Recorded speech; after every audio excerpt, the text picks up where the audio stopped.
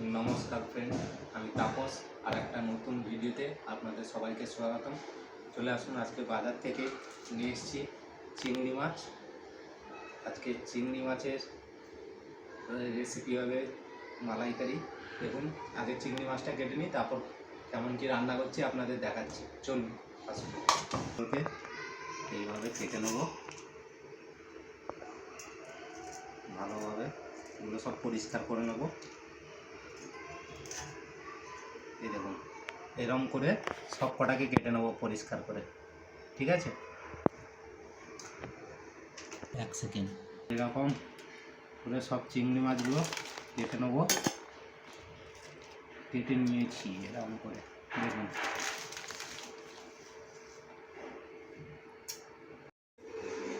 চিংড়ি মাছের মালাইকারি করার জন্য মেইন যে উপকরণটা লাগবে নারকেল, সেটাকে আমরা ভেজে নিই প্রথম।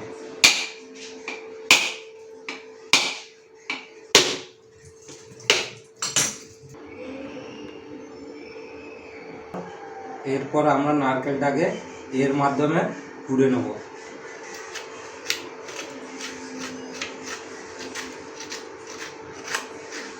এরকম করে আমরা ঘুরিয়ে ঘুরিয়ে জিনিসটাকে কুড়ে নেব। এরকম করে সবকটা আমরা নারকেলটাকে কুড়ে নিয়ে এর থেকে নারকেলের দুধটা বের করে নেব। পুরা শেষ হয়ে গেছে। এরকম করে নারকেলটা কুড়ে নিয়েছি। এরপরে এর থেকে দুধ বের করতে হবে। এটা একটু পরে করছি, আগে মশলাপাতিগুলো কেটে নেব, তারপর এটা করব। বলো। এরপরে আমরা মশলাগুলো কেটে নেব। প্রথমে আলুগুলোকে ছিলে নিই, তারপরে আলুগুলোকে সাইজে কেটে নেব। প্রথমে আলুগুলোকে আমরা কেটে নেব।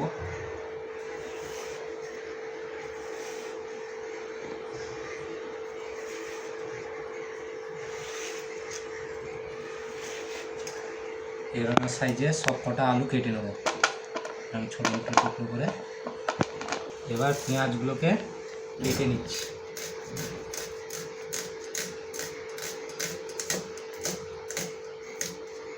এরকম করে কেটে নেব।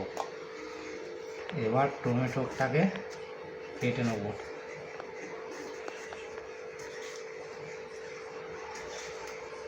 এরকম করে কেটে নেব। লঙ্কাটাকে এরকমভাবে চিড়ে নেব।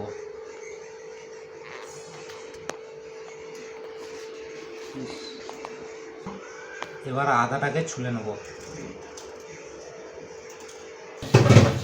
আলুটাকে ভাজার জন্য প্রথমে আমরা কড়াই তেল দিয়ে দিচ্ছি। তেলটা গরম হয়ে গেছে। এবার আলুটাকে আমরা ভেজে নেব।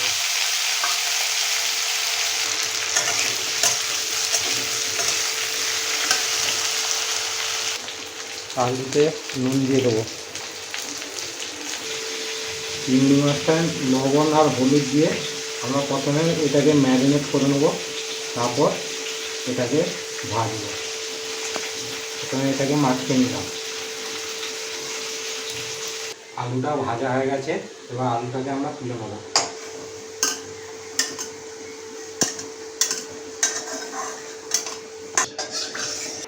এবার চিংড়ি মাছটাকে আমরা ভেজে নেব।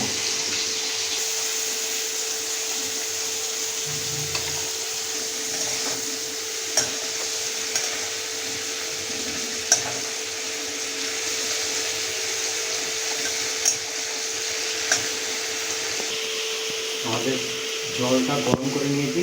এরপর নারকেল দুধটা বার করানোর জন্য এতে নারকেল দিয়ে দেবো।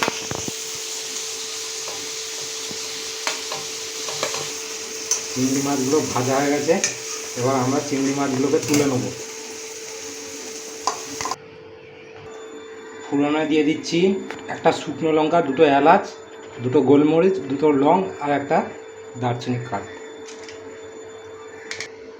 আমরা যে চিংড়ি মাছটা ভেজেছিলাম ওই তেলে ফোড়ন দিয়েছি। এবার দিয়ে দেবো পেঁয়াজ।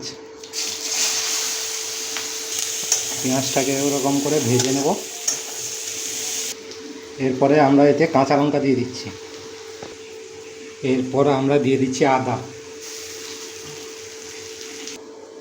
এরপর আমরা টমেটোটা দিয়ে দিচ্ছি। এবার হলুদটা আমরা দিয়ে দিচ্ছি। মশলাটাকে কষানোর জন্য হালকা করে জল দিয়ে দেবো। আর আমরা কাঁচা লঙ্কাটা দিয়েছি, সেই জন্য গুঁড়ো লঙ্কাটা আর দিলাম না। এরপরে আমরা নারকেল দুধটাকে বের করে নিই।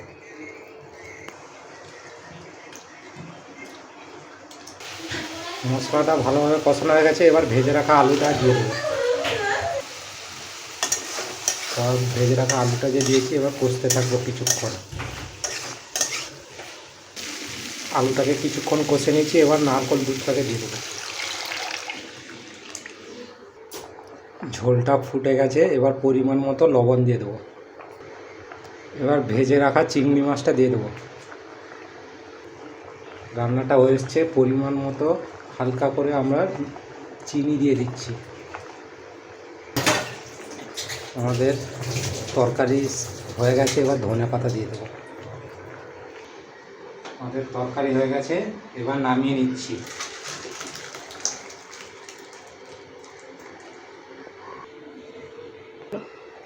আমাদের রান্না কমপ্লিট। ভিডিওটি ভালো লাগলে লাইক, শেয়ার এবং কমেন্ট করবেন। নমস্কার।